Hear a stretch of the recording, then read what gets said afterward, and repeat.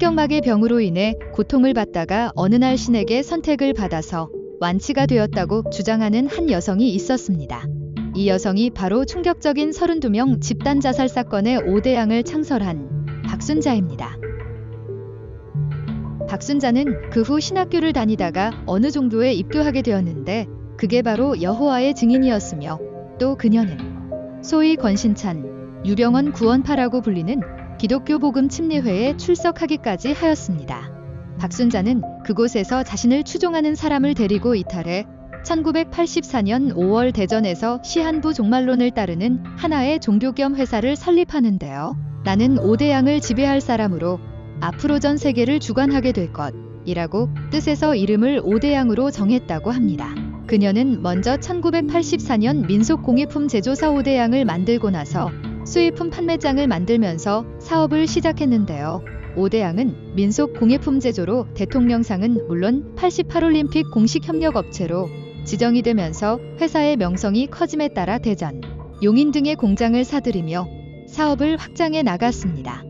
또한 제조적 사업 말고도 유치원, 양로원, 고아원 건물 등을 사들이거나 임대를 줘서 사회사업을 하였고 당시 최신식이라 부를 수 있는 시설들로 꾸며 고아를 잘 키우는 모습을 내비쳤기 때문에 당시의 대전에서 5대양의 평판은 아주 좋았으며 박순자는 성공한 여성 사업가이자 숱한 여성들의 워너비였습니다.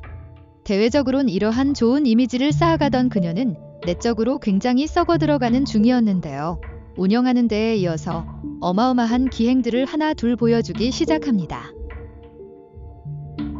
박순자는 사채를 통해 어마어마한 빚을 끌어모아 용인에 공장을 세웠고 공예품을 만들었지만 그곳에서의 매출은 사실상 없는 것이나 다름없었는데 그녀는 또 하나의 기행을 보여줍니다. 바로 직원을 전부 용인의 공장에서 합숙시킨 건데요. 그녀는 학사원에 원생들이 전부 고아라고 선전했지만 실제로는 직원들의 자녀였으며 양로원 역시 대외적으로는 독거노인이라고 말했지만 역시 직원의 부모들이었습니다. 박순자는 이러한 일들을 들키지 않기 위해 부모 자식 간연을 끊어버리는 작업의 일환으로 10계명을 운운하며 자식들에게 직접 부모를 구타하도록 시키기까지 했습니다. 도저히 이해할 수 없으나 신자들과 그 자녀는 이를 충실히 수행했으며 자식에게 구타당하는 부모는 이러한 행위를 하나님의 은총이라고 생각하며 폭행당하며 기뻐하기까지 했습니다. 또 맞는 과정에서 만약 사망자가 발생하게 될 경우에 박순자는 하나님께서 데려가신 것이라며 은혜롭게 죽었다고 직원들을 세뇌했습니다. 이러한 기행에도 다른 이들이 그녀를 의심하지 않은 데에는 여러 가지 이유가 있는데요. 박순자는 사채로 돈을 빌리며 굉장히 높은 이자를 한 번도 연체하지 않고 신도들에게 거둔 헌금을 통해 꼬박꼬박 갚았습니다. 이자를 은행계좌로 보내며 신뢰성을 주었습니다. 또 박순자는 전두환의 대통령상을 여러 개 수상하고 자치단체장상도 많이 받으며 지역유지 겸 자선사업가로 자신의 입지를 하나씩 착착 쌓았으니 대외적으로 이 정도의 인망 있는 인물이 헛된 일을 하리라고는 전혀 생각하지 못했던 것입니다. 하지만 전에 말했듯 그녀의 실체는 잔혹하기 짝이 없었습니다. 신도의 아이들을 고아로 위장하면서 아이들에게 부모는 없다고 말하며 오로지 박순자만이 진짜 어머니라고 가스라이팅을 함과 동시에 심지어 부모를 찾으면 지옥에 떨어진다는 헛소리도 매일 했습니다.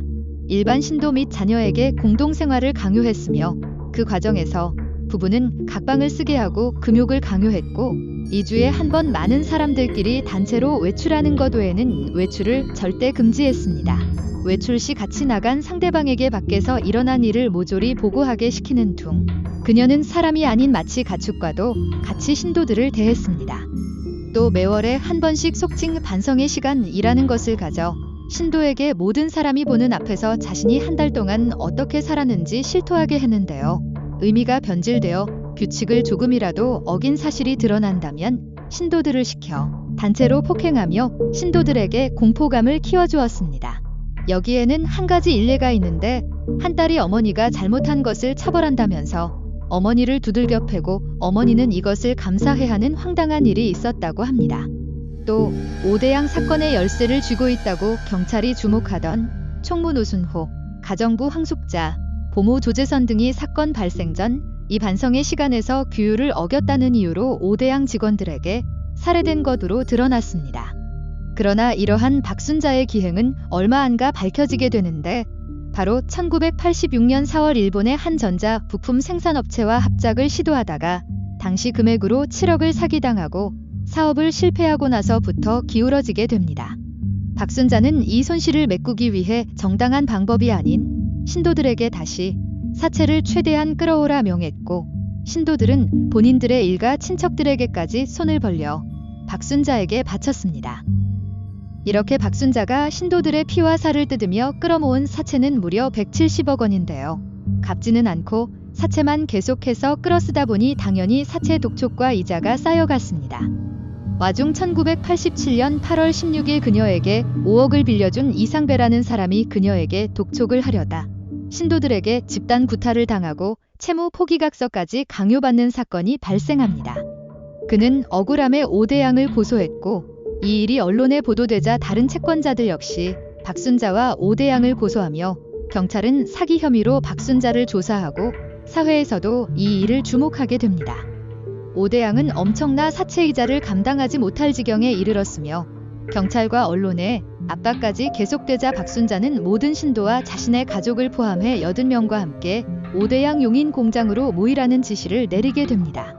그리고 그중 자신과 자녀들, 가장 투자 자금을 많이 끌어모은 신도들을 합해 총 32명만 골라 식당 천장에 올리고 나머지 사람들은 공장 창고 안에 구석 공간에 4일 동안 숨겼습니다.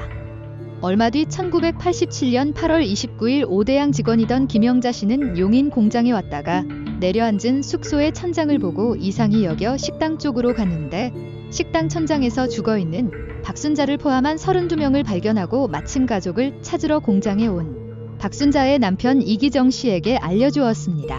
그 후 이기정 씨는 오후 4시 무렵 경찰에 집단 변사를 신고하게 됩니다. 경찰이 조사한 결과 사건 현장은 굉장히 참혹하고 기괴했는데요. 천장이 빈 공간에 코와 입을 휴지로 채운 속옷 혹은 잠옷 차림의 시신들이 각각 이불을 쌓아놓은 것처럼 19명, 12명으로 쌓여 있었고 조금 떨어진 곳에는 공장장인 이경수가 속옷 차림으로 석가래에 목을 맨 채로 죽어있는 정말이지 기괴한 장면이었습니다. 이러한 기괴한 장면 때문에 처음에는 타살당했다거나 사람들이 집단적으로 음독하고 스스로 목숨을 끊은 것으로 추측했지만 경찰의 부검 결과 독극물은 나오지 않았고 대신 하이드라민이라는 신경안정제 성분이 발견되었습니다. 시신들 모두 경부 압박으로 인한 교살이 사망 원인이었지만 이들 모두 교살로 인한 저항 흔적이 아예 없다는 것이 밝혀졌습니다.